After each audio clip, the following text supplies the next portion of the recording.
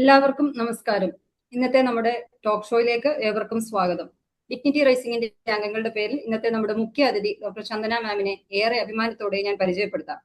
ഒരു ആയുർവേദ ഡോക്ടറും കൺസൾട്ടന്റ് സൈക്കോളജിസ്റ്റും ട്രോമ തെറപ്പിസ്റ്റുമാണ് ഡോക്ടർ ചന്ദന മാം. ആലുവയിലുള്ള സീൻ ആൻഡ് ഹേർഡ് ക്ലിനിക്കിന്റെ സ്ഥാപക കൂടിയാണവർ. വൈദ്യശാസ്ത്രവും മനഃശാസ്ത്രവും കൂടെ സമന്വയിപ്പിച്ചുകൊണ്ട് ആരോഗ്യ രംഗത്തും ട്രോമ റിക്കവറി രംഗത്തും വൻ മാറ്റങ്ങൾ വരുത്തുവാനായിട്ട് മാമിന് സാധിച്ചിട്ടുണ്ട്. ഡിഗ്നിറ്റി റൈസിംഗിന്റെ ഈ ടോക്ക് ഷോയിലേക്ക് മാമിനെ ഞങ്ങൾ സ്നേഹപൂർവ്വം സ്വാഗതം ചെയ്യുന്നു. Thank you so much. Thank you for having me. ആണ് നാർസിസിസ്റ്റ് പേഴ്സണാലിറ്റി ഡിസോർഡർ. അത് മറ്റുള്ള സാധാരണ ഒരു അഹങ്കാരിയായ വ്യക്തിയിൽ നിന്നും ഇത് എങ്ങനെ വ്യത്യാസപ്പെട്ടിരിക്കുന്നു? ആ ക്വസ്റ്റ്യനിലേക്ക് കടക്കുന്നതിന് മുൻപ് ആക്ച്വലി പേഴ്സണാലിറ്റി ഡിസോർഡർ എന്താണ് എന്നുള്ളതും ഒരു പേഴ്സണാലിറ്റി എന്നുള്ളത് ഒരു ഡിസോർഡർ എന്നുള്ളതിലേക്ക് എങ്ങനെ മാറുന്നു എന്നുള്ളതിനെ പറ്റിയിട്ട് സംസാരിക്കേണ്ടതായിട്ട് വരും. കാരണം നമ്മൾ നാർസിസ്റ്റിക് പേഴ്സണാലിറ്റി ഡിസോർഡർ എന്നുള്ള രീതിയിൽ ഞാൻ സംസാരിക്കാറില്ല പൊതുവെ. ഞാൻ നാർസിസം എന്നുള്ള ഒരു ട്രെയ്റ്റ് അല്ലെങ്കിൽ നാർസിസം എന്നുള്ള ഒരു കൺസെപ്റ്റിനെ പറ്റിയിട്ടാണ് സംസാരിക്കാറുള്ളത്. സോ ദാറ്റ് ആ കൺസെപ്റ്റിനെ പറ്റി നമുക്ക് കൂടുതൽ ക്ലാരിറ്റി കിട്ടുന്നതിന് വേണ്ടി, റൈറ്റ്? അപ്പോൾ ഒരാളുടെ നമുക്ക് എല്ലാവർക്കും നമ്മളുടേതായിട്ടുള്ള വ്യക്തിത്വ ഘടകങ്ങളുണ്ട്. അപ്പൊ എങ്ങനെയാണ് നമ്മൾക്കൊരു വ്യക്തിത്വ ഘടകം ഉണ്ടാവുന്നത് എന്ന് ചോദിക്കുകയാണെങ്കിൽ ഒരു ബയോളജിക്കൽ ആയിട്ടുള്ള ഒരു എലമെന്റ് അതിനകത്തുണ്ട്. ടെമ്പറമെന്റ് എന്നുള്ള രീതിയിൽ നമ്മൾ പറയും. അതായത് ഏത് കുഞ്ഞും ജനിക്കുമ്പോൾ ആ കുഞ്ഞിൻ്റെതായിട്ടുള്ള ഒരു നേച്ചർ എന്നുള്ള ഒരു ടെമ്പറമെന്റ് ഉണ്ടായിരിക്കും. അതിന്റെ മുകളിൽ സാമൂഹികമായിട്ടുള്ള ഇടപെടലുകളിലൂടെ നമ്മളുടെ പാരന്റിങ് രീതികൾ, സമൂഹത്തുമായിട്ട് ഇടപെടുന്ന കാര്യങ്ങൾ, അങ്ങനെ എൻവയോൺമെന്റൽ ആയിട്ടുള്ള ഫാക്ടേഴ്സിന്റെ ഇൻഫ്ലുവൻസും കൂടി ചേർന്ന് വരുമ്പോഴാണ് ഒരാളുടെ ഒരു വ്യക്തിത്വം എന്നുള്ള രീതിയിൽ രൂപീകൃതമാവുന്നത്. അതിനെ നമ്മളൊരു അഡൽഹുഡിലാണ് ഒരു പേഴ്സണാലിറ്റി എന്നുള്ള രീതിയിൽ നമ്മൾ പറയുള്ളൂ. കുഞ്ഞുങ്ങളിൽ നമുക്ക് പേഴ്സണാലിറ്റി എന്നുള്ളത് നമ്മൾ പറയില്ല, കാരണം അത് വളർന്നുകൊണ്ടിരിക്കുന്നതാണ് എന്നുള്ളത് കൊണ്ടാണ്. അങ്ങനെ രൂപീകൃതമാവുന്ന ഒരു വ്യക്തിത്വത്തിനകത്ത് പല പല വ്യക്തിത്വ ഘടകങ്ങളും ഉണ്ടായിരിക്കും. അങ്ങനെയുള്ള ഘടകങ്ങളിനകത്ത് ഒരു വ്യക്തിയുടെ എല്ലാ ജീവിത മേഖലകളിലും സ്വാധീനിക്കുന്ന രീതിയിൽ സിഗ്നിഫിക്കന്റ് ആയിട്ടുള്ള ഒരു ഇമ്പയർമെന്റ് ഉണ്ടാവുന്ന രീതിയിൽ ഇന്റർപേഴ്സണൽ ആയിട്ടുള്ള റിലേഷൻഷിപ്സിലും എല്ലായിടത്തും അയാളുടെ ബേസിക് ഫങ്ഷനിങ് എന്നുള്ള രീതിയിൽ തന്നെ ഇൻഫ്ലുവൻസ് ചെയ്യുന്ന രീതിയിൽ പ്രശ്നങ്ങൾ ഉണ്ടാവുമ്പോഴാണ് നമ്മൾ അതിനെ പേഴ്സണാലിറ്റി ഡിസോർഡർ എന്ന് വിളിക്കുന്നത്. അങ്ങനെയുള്ള പേഴ്സണാലിറ്റി ഡിസോർഡറുകൾ പലതരത്തിലുണ്ട്. അതിലൊന്ന് മാത്രമാണ് നാർസിസ്റ്റിക് പേഴ്സണാലിറ്റി ഡിസോർഡർ എന്ന് പറയുന്നത്. അപ്പോൾ നിങ്ങൾ ചോദിക്കുന്ന അഹങ്കാരം എന്ന് പറയുമ്പോൾ അതൊരു കൊളോക്കിയൽ ആയിട്ടുള്ള ഒരു ടേമാണ്, അല്ലെങ്കിൽ ഒരു സാധാരണ നമ്മുടെ ഒരു നേറ്റീവ് ലാംഗ്വേജിലുള്ള ഒരു ടേമാണ് അഹങ്കാരം എന്ന് പറയുമ്പോൾ. നമുക്കതിനെ ഞാനെന്ന ഭാവം എന്നുള്ള രീതിയിൽ എടുക്കാം. നമുക്കവിടെ എന്താ പറയാ സെൽഫ് ഒരു അവനവനെ പറ്റി മാത്രം ചിന്തിക്കുന്ന രീതി എന്നുള്ള രീതിയിൽ എടുക്കാം, അല്ലെ? സെൽഫ് സെന്റേർഡ്നെസ് എന്നുള്ള രീതിയിൽ എടുക്കാം. അപ്പൊ അതൊരു ഡിഫൈൻ ചെയ്യാൻ പറ്റുന്ന ടേം അല്ല അഹങ്കാരം എന്നുള്ളത്, അല്ലെ? പക്ഷെ നാർസിസവുമായിട്ട് ബന്ധപ്പെട്ട് വരുമ്പോൾ അതിന്റെ ഡയഗ്നോസ്റ്റിക് ക്രൈറ്റീരിയകളിൽ ഒന്നായി തന്നെ നമുക്ക് അങ്ങനെയുള്ള കാര്യങ്ങളെ കാണുമ്പോൾ പലതും ഒരുമിച്ച് ചേർന്ന് വരുമ്പോഴാണ് ഒരു പേഴ്സണാലിറ്റി ഡിസോർഡർ എന്നുള്ള രീതിയിൽ നമ്മൾ അതിനെ വ്യാഖ്യാനിക്കേണ്ടതായിട്ട് വരുന്നത്.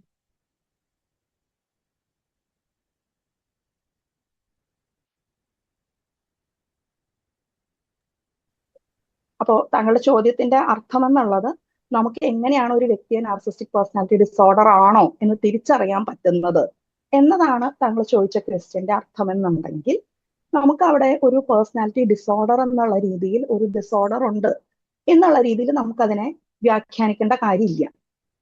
അവിടെയാണ് നാർസിസം എന്നുള്ള കൺസെപ്റ്റിനെ പറ്റി നമ്മൾ സംസാരിക്കുന്നത്. കൺസെപ്റ്റ് എന്നുള്ള രീതിയിൽ സംസാരിക്കുമ്പോൾ ഒരു പലപ്പോഴും നമ്മൾ മാനസികമായിട്ടുള്ള കാര്യങ്ങളെ മൈൽഡ് ടു സിവിയർ എന്നുള്ള രീതിയിൽ നമ്മൾ കണക്കാക്കാറുണ്ട്. വളരെ ചെറിയ രീതിയിൽ തുടങ്ങി സിവിയർ ആയിട്ടുള്ള രീതിയിൽ എന്നുള്ള രീതിയിലെല്ലാം നമ്മൾ കണക്കാക്കാറുണ്ട്. അതുപോലെ നമ്മളൊരു നാർസിസ്റ്റിക് ട്രെയ്റ്റ് എന്നുള്ള രീതിയിൽ നോക്കുമ്പോൾ അങ്ങനെയുള്ള ഒരു നാർസിസ്റ്റിക് ട്രെയ്റ്റ്സ് ഉള്ള ആൾക്കാർ മുതൽ കൂടി നമ്മളൊരു നാർസിസ്റ്റിക് പേഴ്സണാലിറ്റി, പെത്തോളജിക്കൽ നാർസിസം എന്ന് പറയുന്നതിനെയാണ് നാർസിസ്റ്റിക് പേഴ്സണാലിറ്റി ഡിസോർഡർ എന്ന് പറയുന്നത്.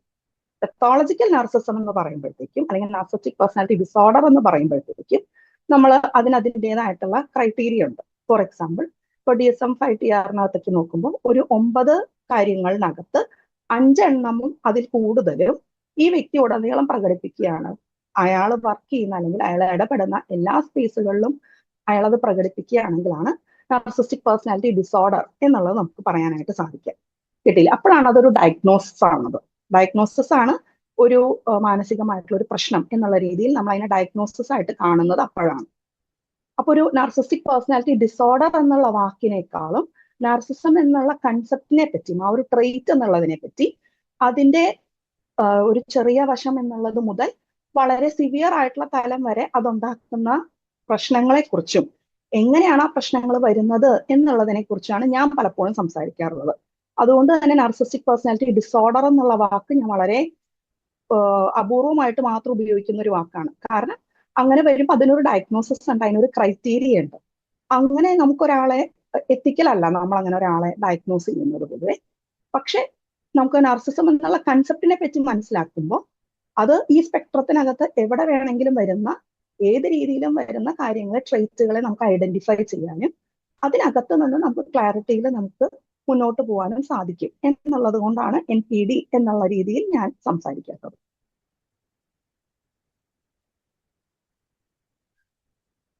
Okay, thank you ma'am. നമുക്ക് നെക്സ്റ്റ് ക്വസ്റ്റ്യന്, ഈ ഇങ്ങനത്തെ ഒരു ടോക്സിക് റിലേഷൻഷിപ്പ്, അതായത് ടോക്സിക് ഫാമിലിയിൽ ജീവിക്കുന്നവർക്ക് വൈകാരികമായിട്ടും ഒരുപാട് ഇമോഷണലി ആണെങ്കിലും അവരൊരുപാട് പ്രതിസന്ധികൾ തരണം ചെയ്താണ് മുന്നോട്ട് പോകുന്നത്.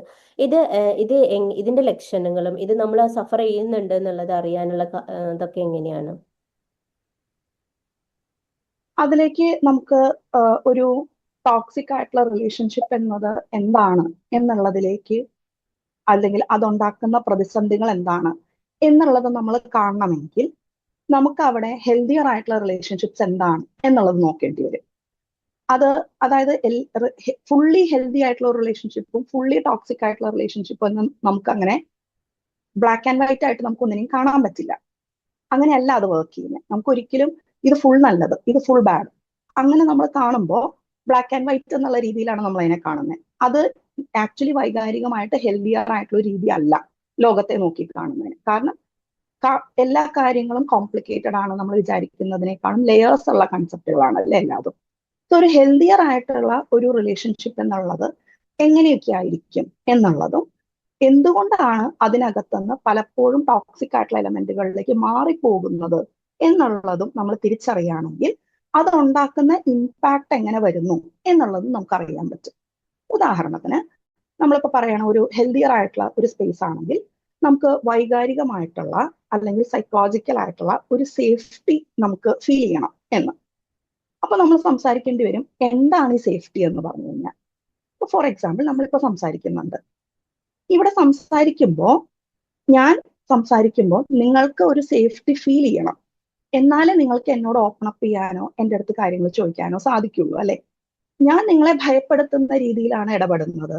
ഞാൻ ഇമോഷണലി ഒട്ടും റെഗുലേറ്റഡ് അല്ല. ഞാൻ ഭയങ്കര ദേഷ്യത്തിലേക്ക് പോകുന്നു, ഭയങ്കരമായിട്ട് നിങ്ങളെ കുറ്റപ്പെടുത്തുന്നു, നിങ്ങളെ ക്രിട്ടിസൈസ് ചെയ്യുന്നു. അപ്പൊ നിങ്ങൾക്ക് സ്വാഭാവികമായിട്ടും നിങ്ങൾക്കൊരു സേഫ്റ്റി ഫീൽ ചെയ്യില്ല. ഓക്കെ, ഞാൻ എന്തൊക്കെ പറഞ്ഞാൽ ഇവരെ ട്രിഗർ ചെയ്യും എന്നുള്ള രീതിയിൽ.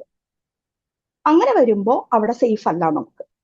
അപ്പൊ സേഫ്റ്റി തോന്നുന്നില്ല എന്നുണ്ടെങ്കിൽ എങ്ങനെയായിരിക്കും നമ്മൾ അവിടെ റെസ്പോണ്ട് ചെയ്യുക? ഉദാഹരണത്തിന് നമ്മളൊക്കെ സ്കൂളിൽ പഠിക്കുന്ന സമയത്ത് കുറച്ച് സ്ട്രിക്റ്റ് ആയിട്ടുള്ള നമ്മളെ പണിഷ് ചെയ്യാൻ സാധ്യതയുള്ള ടീച്ചർമാരൊക്കെ വരുന്ന സമയത്ത് നമ്മൾ കുറച്ചൊന്ന് ഭയന്നായിരിക്കുമല്ലേ ഇരിക്കുന്നത്. അപ്പൊ നമ്മളിങ്ങനെ നല്ല കുട്ടിയാവാൻ ട്രൈ ചെയ്യും, അല്ലെങ്കിൽ നമ്മൾ അവിടെ കുറുമ്പുകൾ കാണിക്കാതിരിക്കാൻ ട്രൈ ചെയ്യും. എന്തിനാണ്? നമുക്ക് അവിടെ പേടിയാണ്, സേഫ്റ്റി ഫീൽ ചെയ്യുന്നില്ല അവിടെ, റൈറ്റ്? അപ്പോ അങ്ങനെ ഒരു സേഫ്റ്റി ഇല്ലാതിരിക്കുന്നത് നല്ലതാണോ അല്ലയോ എന്നുള്ളത് പോലും നമ്മുടെ സമൂഹത്തിനെ പഠിപ്പിക്കേണ്ടുന്ന അവസ്ഥയാണ്. കാരണം ഈ ഒരു ഉദാഹരണം ഞാൻ പറയുമ്പോൾ തന്നെ ഒരുപാട് പേര് ചിന്തിക്കും, അപ്പൊ നല്ലതല്ലേ, കുട്ടികൾ അനങ്ങാണ്ടിരിക്കണമെങ്കിൽ കുറച്ച് പേടിയുള്ളത് നല്ലതല്ലേ. അങ്ങനെ പേടിക്കുന്നത് നല്ലതാണ് എന്ന് ചിന്തിക്കുന്ന ഒരു സമൂഹത്തിലാണ് നമ്മൾ ജീവിക്കുന്നത്. അതുകൊണ്ടാണ് നമുക്ക് നാർസിസത്തിനെ പറ്റി സംസാരിക്കുമ്പോൾ അതിന്റെ ഒരുപാട് ലെയേഴ്സിനെ പറ്റി നമുക്ക് ഡിസ്കസ് ചെയ്യേണ്ടി വരുന്നത്. കാരണം നമ്മുടെ സൊസൈറ്റിയിൽ പലപ്പോഴും അത് നോർമലാണ്. കുട്ടികൾക്ക് പേടി ഉണ്ടാവുന്നതും നല്ലതാണ് എന്നാണ് ചിന്തിക്കാൻ.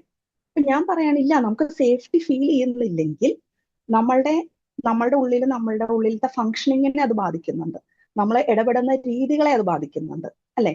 അപ്പോഴാണ് നമ്മൾ അവരെ ട്രിഗർ ചെയ്യാതിരിക്കണം എന്നുള്ള രീതിയിൽ മാത്രം ഇടപെടേണ്ടി വരുന്നത്. സോ നമ്മളൊരു റിലേഷൻഷിപ്പിലേക്ക് വരുമ്പോൾ നമുക്ക് അങ്ങനെ സേഫ്റ്റി ഇല്ലാതിരിക്കുമ്പോൾ നമ്മളുടെ ഫുൾ ഫോക്കസും ഈ വ്യക്തിയെ ട്രിഗർ ചെയ്യാതിരിക്കുക എന്നുള്ള രീതിയിൽ മാത്രമായിട്ട് വരികയാണെങ്കിൽ അപ്പൊ അതൊരു ടോക്സിക് റിലേഷൻഷിപ്പിന്റെ ഭാഗത്തേക്ക് തിരിയാണ് അല്ലെ. അപ്പോ ചോദ്യം, നമ്മളപ്പോ അവിടെ അതിനെപ്പറ്റി എങ്ങനെയാണ് കമ്മ്യൂണിക്കേറ്റ് ചെയ്യുന്നത്, അല്ലെങ്കിൽ നമ്മൾ അതിനെപ്പറ്റി കമ്മ്യൂണിക്കേറ്റ് ചെയ്യുമ്പോൾ ഈ വ്യക്തി അത് എങ്ങനെയാണ് എടുക്കുന്നത്. ഇമാജിൻ ദാറ്റ് നമ്മൾ അതിനെപ്പറ്റി ഷെയർ ചെയ്യുന്നു, നമ്മൾ അതിനെപ്പറ്റി കമ്മ്യൂണിക്കേറ്റ് ചെയ്യുന്നു, എനിക്ക് ഇന്ന ബുദ്ധിമുട്ടുകളുണ്ട് എന്ന് പറയുന്നു. കാരണം അസേർട്ടീവായിട്ട് അതിനെ കമ്മ്യൂണിക്കേറ്റ് ചെയ്യാൻ സാധിക്കുക എന്നുള്ളത് ഹെൽത്തിയർ ആയിട്ടുള്ള ഒരു രീതിയാണ് അല്ലെ. നമുക്ക് അസേർട്ടീവായിട്ട് നമ്മളുടെ ബൗണ്ടറീസിനെ പറ്റിയിട്ടും നമ്മളുടെ ഉള്ളിൽ നടക്കുന്ന കാര്യങ്ങളെ പറ്റി ഷെയർ ചെയ്യാനും കമ്മ്യൂണിക്കേറ്റ് ചെയ്യാനും സാധിക്കുക എന്നുള്ളത് നെസസറി ആയിട്ടുള്ള ഒരു കാര്യമാണ്. സോ അതിന് നമുക്ക് സാധിക്കുന്നുണ്ടോ എന്നതാണ് അടുത്തൊരു ചോദ്യം. പലപ്പോഴും നമുക്കതിന് സാധിക്കാറില്ല. കാരണം ഈ പറഞ്ഞ സെയിം ഫിയറിൽ വളർന്നു വന്ന ഒരു നേച്ചറാണ് നമ്മുടെ എന്നുണ്ടെങ്കിൽ നമ്മൾ അവിടെ നമ്മുടെ നീഡ്സിന് വേണ്ടി കമ്മ്യൂണിക്കേറ്റ് ചെയ്യുന്നുണ്ടായിരിക്കില്ല. സോ അപ്പോ നമുക്ക് അവിടെ കമ്മ്യൂണിക്കേറ്റ് ചെയ്യാൻ സാധിക്കുന്നുണ്ടോ ഇല്ലയോ, അത് അടുത്തൊരു പ്രോബ്ലം ആയിട്ട് വരും. ഇനി നമ്മൾ അങ്ങനെ കമ്മ്യൂണിക്കേറ്റ് ചെയ്യുന്നുണ്ടെങ്കിൽ തന്നെ ഈ വ്യക്തി അതിനെ എങ്ങനെയാണ് റിസീവ് ചെയ്യുന്നത്, ഈ വ്യക്തി അതിനോട് എങ്ങനെയാണ് പ്രതികരിക്കുന്നത്, അതിനോട് റിസപ്റ്റീവ് ആയിട്ടും ഓപ്പൺ ആയിട്ടുള്ള രീതിയിലാണോ ഇടപെടുന്നത്, അതല്ല വളരെ ഡിഫെൻസീവ് ആയിട്ടാണോ ഇടപെടുന്നത്. ചില സമയത്ത് എക്സ്ട്രീം ഡിഫെൻസീവ് ആയിട്ടായിരിക്കാം ഈ ഒരു വ്യക്തി അതിനോട് പ്രതികരിക്കുന്നുണ്ടായിരിക്കാം.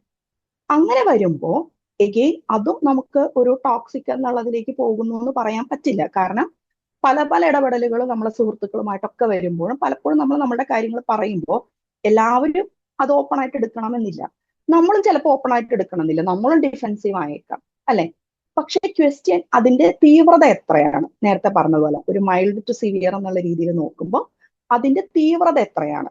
മുൻപിലുള്ള ഒരു വ്യക്തി സഫർ ചെയ്യുന്നത് കാണുമ്പോഴും ഞാൻ എങ്ങനെയാണ് പ്രതികരിക്കുന്നത്, അതിന്റെ ഇന്റൻസിറ്റി എത്രയാണ്, അതിന്റെ ആഴം എത്രയാണ്, എത്രത്തോളം ഞാൻ അതിൽ സെൽഫ് റിഫ്ലക്ട് ചെയ്യുന്നുണ്ട്, എത്രത്തോളം ഞാൻ അതിനകത്ത് അക്കൗണ്ടബിലിറ്റി എടുക്കുന്നുണ്ട്, എത്രത്തോളം ഞാൻ അതിനോട് റെസ്പോണ്ട് ചെയ്യുന്ന രീതികൾ സ്വയം റിയലൈസ് ചെയ്യുന്നുണ്ട് എന്നുള്ള എലമെന്റുകളെല്ലാം അതിനകത്ത് വരും അല്ലേ. അപ്പൊ അത് വളരെ സിമ്പിൾ ആയിട്ട് നമുക്ക് പറയാൻ പറ്റുന്ന വിഷയങ്ങളല്ല ഇതൊന്നും.